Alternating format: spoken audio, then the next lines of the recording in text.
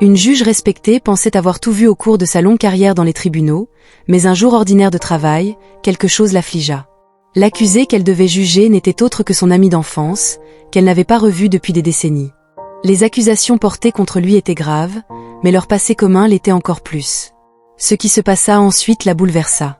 C'était une journée comme les autres au tribunal de Evel. La juge Clarissa Whitmore, concentrée, parcourait les documents d'une nouvelle affaire tout en ajustant ses lunettes. La salle était remplie de murmures, des avocats discutaient à voix basse, des papiers froissés, et le bruit occasionnel d'une toux se faisait entendre. Pour Clarissa, c'était une routine bien établie. Habituée à gérer des situations tendues, elle savait garder son calme en toutes circonstances. Mais ce jour-là, tout bascula de manière imprévisible. Lorsque l'officier annonça le nom de l'accusé, Clarissa faillit ne pas lever les yeux. Elle était habituée aux noms étranges et aux histoires complexes. Mais dès qu'elle entendit Malaki Rhodes, elle se figea. Ce nom réveillait quelque chose en elle. Intriguée, elle leva les yeux et c'est alors qu'elle le vit. Malaki entra dans la salle, encadré par 2 gardes. Il avait l'air grave, marqué par la fatigue, vêtu d'un costume trop large et visiblement usé. Son visage portait les marques du temps, avec des rides sur le front et des cernes profondes, comme si la ville l'avait écrasé. Mais ce qui frappa Clarissa, ce furent ses yeux. Même après toutes ces années, elle les reconnut. Ses yeux n'étaient pas différents de ceux du garçon qui courait à ses côtés dans les rues de Stillwater, où ils avaient grandi. Leurs regards se croisèrent brièvement. Et pendant un instant, il sembla que le tribunal entier s'évanouissait. Plus de gardes, plus d'avocats, plus de murmures du public. Il n'y avait qu'elle et Malaki. Le cœur de Clarissa s'emballa. Elle n'en croyait pas ses yeux. Le garçon qui avait été son meilleur ami était maintenant là, accusé d'un crime grave, et Malaki l'avait reconnu. Lui aussi. Son regard restait fixé sur le sien, et il sembla figer l'espace d'un instant. Il tenta de se ressaisir, baissant les yeux et redressant la posture, mais il était évident qu'il était aussi bouleversé qu'elle. Clarissa sentit une boule se former dans sa gorge. Les souvenirs jaillirent, violents et incontrôlables, mais la vie les avait séparés et à présent, ils se retrouvaient dans des camps opposés. « Monsieur Rhodes, dit Clarissa, comprenez-vous les accusations portées contre vous ?» Malaki mit quelques secondes à répondre. Il releva lentement les yeux vers elle, et Clarissa luttait pour trouver les mots. « Oui, madame la juge, » répondit-il d'une voix rauque, presque trop basse pour être audible. Clarissa prit une profonde inspiration. Elle tenta de se concentrer sur les documents posés devant elle et commença à lire les charges à voix haute. Vol aggravé, possession illégale d'une arme à feu, résistance à une arrestation. Les mots sortaient de sa bouche mais semblaient irréels. Chaque phrase était un poids qu'elle peinait à porter. Malaki continuait à la fixer. Il n'était ni défiant ni en colère. Il la regardait simplement comme s'il essayait aussi de comprendre comment ils avaient pu en arriver là. Quand elle eut terminé, un silence lourd envahit la salle. Personne ne bougeait.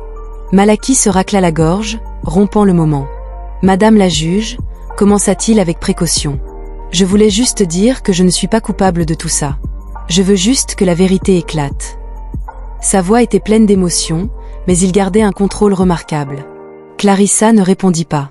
Elle ne le pouvait pas. Son rôle était d'être impartiale, de suivre la loi. Mais à l'intérieur, elle était tiraillée. Comment séparer le garçon qu'elle avait connu de l'homme qu'elle voyait aujourd'hui ? Comment ignorer tout ce qu'ils avaient vécu ensemble ? Le marteau retentit, marquant la fin de l'audience préliminaire. Alors que les gardes emmenaient Malaki hors de la salle, il se retourna une dernière fois. Son regard, rapide mais chargé de sens, s'accrocha à elle. Clarissa n'avait pas réussi à fermer l'œil de la nuit. Les souvenirs étaient si vifs qu'elle avait l'impression de pouvoir les toucher si elle tendait la main. Assise dans le fauteuil de son salon, une tasse de café refroidissant à côté d'elle, le visage de Malaki continuait de hanter ses pensées comme une ombre insaisissable. L'homme fatigué et abattu qu'elle avait vu au tribunal n'était pas le même garçon qu'elle avait connu à Stillwater. Mais en même temps, c'était toujours lui. Le passé s'imposa à elle comme un vieux film, ramenant les jours ensoleillés où il courait dans les champs près du ruisseau. Clarissa avait 8 ans lorsqu'elle rencontra Malaki pour la première fois. Il était apparu sans prévenir, lançant des cailloux dans l'eau pour voir qui parviendrait à faire le plus de ricochets. Il lui avait jeté un sourire insolent, indifférent aux règles, et avait dit « Tu veux essayer ?» Elle avait hésité, mais avait fini par ramasser une pierre. Ce jour-là, une amitié qui semblait indestructible était née. Stillwater était pourtant un petit village où les regards pesaient et où les langues allaient bon train. Tout le monde savait tout sur tout le monde. Clarissa et Malaki venaient d'un monde différent. Elle était la fille d'un commerçant respecté. Lui, un gamin issu d'une famille modeste, toujours à la marge. Mais cela n'avait jamais eu d'importance pour eux. Ils avaient le ruisseau, les champs et les nuits étoilées. Quand ils étaient ensemble, le reste du monde cessait d'exister. Un jour, je quitterai cet endroit, avait confié Malaki un soir. Ils étaient allongés dans l'herbe, les yeux fixés sur le ciel. Il tenait un bâton avec lequel il traçait des formes sur le sol. Je voyagerai. Je découvrirai de grandes villes. Je ne resterai pas coincé ici comme tout le monde. Et comment feras-tu ?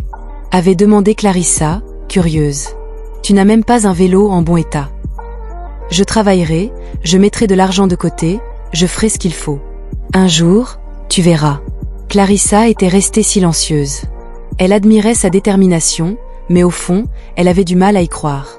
Stillwater était un de ces endroits qui étouffent les rêves, elle savait d'une manière ou d'une autre que le monde n'était pas juste, encore moins pour quelqu'un comme Malaki. Mais elle n'avait jamais osé lui dire cela. Elle aimait l'entendre parler, voir ses yeux briller lorsqu'il décrivait ses projets. Les choses commencèrent à changer lorsqu'ils eurent environ 15 ans. Les murmures avaient commencé, des chuchotements à l'église, des regards appuyés au marché, des remarques que Clarissa ne pouvait ignorer. La fille de Monsieur Whitmore avec ce garçon, ce n'est pas convenable. Son père avait d'abord fait preuve d'indifférence, mais un jour il avait décidé d'agir. Clarissa n'oublierait jamais le jour où tout avait pris fin. Elle était sur le porche de la maison avec Malaki. Il était venu lui apporter un poisson qu'il avait pêché au ruisseau. « C'est le plus gros que j'ai attrapé », avait-il dit, fier. Clarissa avait ri, prenant le paquet avec précaution. Ils discutaient lorsque la porte s'ouvrit brusquement. Le père de Clarissa était apparu, le visage fermé. « Malaki », avait-il lancé d'un ton sec. « Tu ferais mieux de partir. Je ne veux plus te voir traîner autour de ma fille. »« Papa, non » avait crié Clarissa, sentant son cœur se serrer. « Il est juste venu. » J'ai dit rentre, l'avait coupé son père, le regard sévère. Puis il s'était tourné vers Malaki. « C'est fini, mon garçon. Je ne le répéterai pas. » Malaki était resté immobile quelques secondes, le chapeau à la main. Il avait regardé Clarissa, et elle avait vu dans ses yeux la douleur qu'il tentait de cacher. Il avait hoché lentement la tête et répondu d'une voix calme mais lourde. « J'ai compris, Monsieur Whitmore. Malaki, s'il te plaît. » Mais il avait reculé d'un pas. « Ça va, vive » avait-il dit sans la regarder. Peut-être que c'était juste un truc de gamin. Et sur ces mots, il était parti. Clarissa était restée là, à le regarder s'éloigner sur le chemin de terre. Lorsque la porte se referma derrière elle, le silence fut assourdissant. Elle n'entendit plus jamais ses pas courant jusqu'au ruisseau, ni ses éclats de rire qui emplissaient l'air. Ce souvenir resta une blessure qu'elle apprit à porter, mais qui ne guérit jamais vraiment. Maintenant, dans le présent, alors qu'elle feuilletait les documents de l'affaire, la culpabilité revenait comme une vague. Elle relisait les témoignages, essayant de comprendre comment ils avaient pu en arriver là. Les accusations étaient graves, mais quelque chose sonnait faux. Elle connaissait son cœur, ou du moins, elle pensait le connaître. La salle d'audience était pleine à craquer. Clarissa ressentait le poids de cette atmosphère lourde. Depuis son estrade, elle observait le balai incessant des avocats et des témoins. Le procès de Malaki Road avançait et il devenait évident à chaque audience que cette affaire dépassait largement le cadre d'un simple jugement. Camille Darrow, la jeune avocate de la défense, fit son entrée dans la salle d'un pas assuré. Son regard était déterminé et elle portait une pile de dossiers sous le bras. Camille était réputée pour son talent à dénicher des détails que tout le monde ignorait. Le premier témoignage de la journée fut celui de l'agent de police responsable de l'arrestation de Malaki, l'officier Dorian Wexley. C'était un homme imposant avec l'assurance de quelqu'un habitué à témoigner dans de nombreux procès. Mais Camille était prête.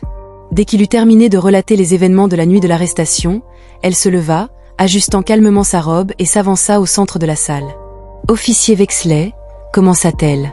Vous avez déclaré avoir aperçu mon client Malaki Road sortir précipitamment d'un entrepôt au coin de Jackson et de la 5e avenue, n'est-ce pas ?»« Exactement, » répondit Wexley, les bras croisés. « Et qu'est-ce qui a attiré votre attention sur lui ?»« Il courait en tenant un sac. Ça semblait suspect. » Camille esquissa un léger sourire comme si elle s'attendait à cette réponse. « Suspect parce qu'il courait avec un sac. » « Oui, de plus, le magasin avait été cambriolé. » Je vois. Camille commença à marcher lentement dans la salle. « Et vous avez arrêté Malaki Road sur cette base, parce qu'il courait dans un quartier où il habite. » Wexley hésita un instant. « Eh bien oui, mais il y avait des signalements d'activités suspectes dans la zone. » Des signalements, répéta Camille. Ces signalements, vous les avez reçus avant ou après avoir interpellé mon client? Après, répondit-il, la confirmation est venue après. Camille hocha lentement la tête. Donc, au moment de l'interpellation, vous n'aviez aucune preuve concrète que Malachi avait commis un crime. Il faisait simplement un jogging. Wexley sembla mal à l'aise. Oui, mais les circonstances. Ah, les circonstances, l'interrompit Camille. Les circonstances d'un homme noir courant dans son propre quartier. Et lorsque vous avez fouillé le sac qu'il portait, qu'avez-vous trouvé? Le policier resta silencieux un moment avant de répondre. Du pain et une bouteille de lait. Un murmure parcourut la salle. Quelques personnes dans le public échangèrent des regards perplexes. Clarissa nota l'impact de cette déclaration. Camille venait de semer le doute dans l'esprit de chacun. Du pain et du lait, avait répété Camille, laissant sa phrase flotter dans l'air. Elle avait fixé le policier. Qu'est-ce qui vous a conduit à conclure qu'il était impliqué dans ce cambriolage? Il a refusé de coopérer, avait répondu Wexley, plus sur la défensive cette fois. Et il avait un casier. Un casier? Avait repris Camille en se tournant vers le tribunal. Mon client, Malachi Rhodes, a eu un casier dans sa jeunesse. Une erreur commise il y a plus de 15 ans. Mais dites-moi, officier, est-ce suffisant pour le condamner aujourd'hui ou pour le traiter comme un coupable avant même d'avoir des preuves concrètes? Wexley avait serré les lèvres sans répondre. Profitant de ce silence, Camille avait conclu « Pas d'autres questions, Madame la Présidente ». Clarissa observait la scène avec attention. L'atmosphère dans la salle était palpable. Elle savait que l'accusation contre Malachi reposait sur des suppositions et des circonstances, mais son rôle était d'être impartial, de maintenir l'ordre et de veiller à ce que chacun puisse s'exprimer. Pourtant, les failles dans l'enquête commençaient à la perturber. Pendant la pause, Camille s'était approchée de Malachi. Il avait l'air épuisé, presque abattu. « Malachi, il faut qu'on discute de votre témoignage. Votre histoire doit être entendue. » « Je ne sais pas, Camille. Peu importe ce que je dis, il ne voit que mon passé. Ça a toujours été comme ça. Pourquoi ce serait différent aujourd'hui? Ce n'est pas seulement à propos de vous. Il s'agit de montrer la vérité. Ils doivent voir qui vous êtes vraiment. » Il avait soupiré. Et s'il n'en avait rien à faire?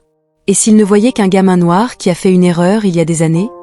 C'est un risque, avait admis Camille, mais c'est mieux que de laisser les autres parler à votre place. Malachi avait levé les yeux vers elle, visiblement tiraillé.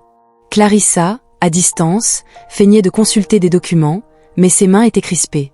Elle ne pouvait ignorer la vulnérabilité de Malachi à cet instant précis. Lorsque le tribunal avait repris, l'atmosphère semblait encore plus lourde. Le témoignage de l'agent de police avait mis la salle en émoi, mais c'était maintenant à l'accusation de présenter ses arguments. Le procureur Conrad Fairley, un homme à la voix posée et aux gestes mesurés, s'était levé et avait ajusté sa veste avant de s'adresser au jury. Connu pour son art de la persuasion, même lui semblait lutter ce jour-là contre la faiblesse des preuves. « Mesdames et messieurs du jury, avait-il commencé d'un ton assuré, ce que nous avons ici, c'est un modèle de comportement clair. Malachi Rhodes a un passé. Il a été au mauvais endroit, au mauvais moment. Les rapports de police indiquent qu'il s'est comporté de manière suspecte et franchement, son casier judiciaire est un rappel de ce qu'il a été et de ce qu'il est encore aujourd'hui. » Clarissa suivait attentivement. Chaque mot prononcé par Fairley lui causait un malaise croissant. Il semblait davantage concentré sur l'idée de peindre Malachi comme un homme marqué par son passé que sur la démonstration d'une culpabilité réelle. Le sac qu'il portait contenait peut-être du pain et du lait. Oui, avait poursuivi le procureur en se penchant légèrement vers le jury. Mais avant cela, qui peut garantir qu'il ne transportait rien de compromettant? C'est cela que je vous demande de considérer. Son comportement, les circonstances, les schémas de sa vie. Camille Dard, l'avocate de la défense, avait attendu patiemment qu'il termine. Puis elle s'était levée, calme et posée, les mains croisées devant elle. Sa voix était douce, mais empreinte d'un défi clair. « Des schémas, mesdames et messieurs ?» avait-elle interrogé en regardant directement les jurés. « Qu'est-ce qui est le plus dangereux ici? Accuser quelqu'un sur la base de preuves réelles ou le condamner simplement pour ce que nous pensons qu'il est?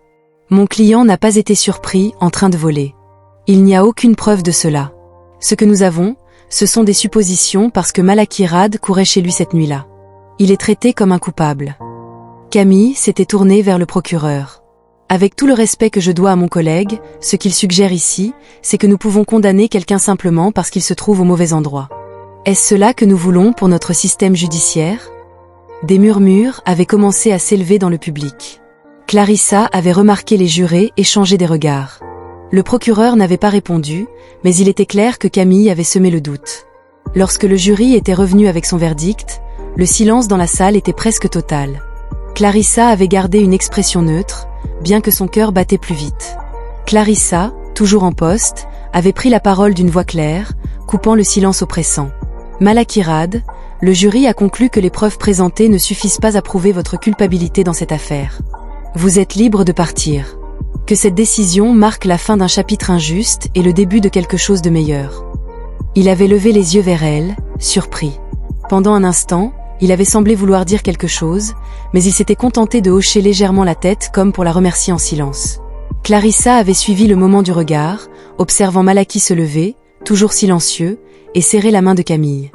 Il avait balayé la salle des yeux comme s'il attendait quelque chose, peut-être une forme d'acceptation qui ne vint jamais. La plupart des spectateurs avaient quitté la salle rapidement, certains déçus, d'autres indifférents. Malakirad était libre, mais il n'en avait pas l'air.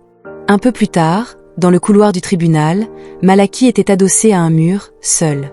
Clarissa, encore en robe, s'était approchée de lui. « Malaki » avait-elle commencé. « Je voulais te remercier d'avoir cru en la justice, même quand cela semblait impossible. » Malaki l'avait regardé longuement, pesant ses mots. « Croire, je ne sais pas si c'est le mot juste. Je crois qu'au fond, je n'avais juste pas d'autre choix. Mais au final, ça a marché et je pense qu'une partie de ça, c'est grâce à toi. » Clarissa avait senti ses yeux s'embuer, mais elle avait tenté de garder son calme. « Je n'ai fait que mon travail, Malaki. » Il avait secoué lentement la tête, comme s'il n'était pas tout à fait d'accord. « Non, tu as fait plus que ça. Tu as écouté. Tu as vu qui j'étais, pas juste ce qu'on disait que j'étais. Et ça, pour moi, ça compte beaucoup. » Pendant un instant, le passé semblait les rattraper. Ces deux jeunes qui avaient un jour partagé des rêves et des espoirs étaient plus vieux, plus marqués, mais toujours liés d'une manière ou d'une autre. Clarissa avait fait un pas en avant, et Malaki avait hésité avant d'ouvrir enfin ses bras. Lorsqu'elle l'avait serré contre elle, ce fut comme si un poids invisible s'envolait pour tous les deux. « Je suis désolée, Malaki », avait-elle murmuré d'une voix tremblante. « Pour ce qui s'est passé avant, pour ce que tu as vécu, j'aurais voulu que ce soit différent. » Malaki avait raffermi son étreinte un instant, puis s'était écarté légèrement pour la regarder dans les yeux. « On ne peut pas changer ce qui s'est passé, » avait-il dit. « Mais on peut avancer. Tu as fait ce qu'il fallait, et c'est déjà plus que beaucoup d'autres auraient fait. » Clarissa avait esquissé un sourire, timide mais sincère. « J'espère que ce sera suffisant pour commencer quelque chose de nouveau. Pas seulement pour toi, mais pour moi aussi. » Malaki avait acquiescé et pour la première fois depuis longtemps, un sourire franc avait illuminé son visage. « Je crois que c'est déjà un bon début. » Ils s'étaient séparés, mais ce moment était resté suspendu. Malaki avait fait un pas vers la porte, prêt à partir et à recommencer. Mais avant de s'éloigner, il s'était retourné une dernière fois et avait dit « Merci, Clarissa, pour tout. » Elle avait hoché la tête, touchée par ces mots. « Prends soin de toi, Malaki. » Alors qu'il franchissait la porte et que la lumière de l'après-midi l'éclairait, Clarissa était restée là à le regarder. Il partait, mais l'impact de cette rencontre resterait avec elle pour toujours. Le tribunal semblait différent maintenant, non seulement un lieu de jugement, mais aussi un espace où quelque chose de nouveau pouvait naître.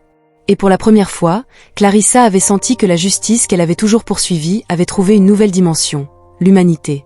Cette histoire nous invitait à réfléchir à la manière dont nos choix, nos préjugés et parfois nos injustices façonnaient non seulement nos vies, mais aussi celles des autres. Et vous, avez-vous déjà vécu un moment où le passé et le présent se sont croisés de façon inattendue? Partagez votre expérience avec nous. Si cette histoire vous a touché, envoyez-la à quelqu'un qui pourrait en avoir besoin.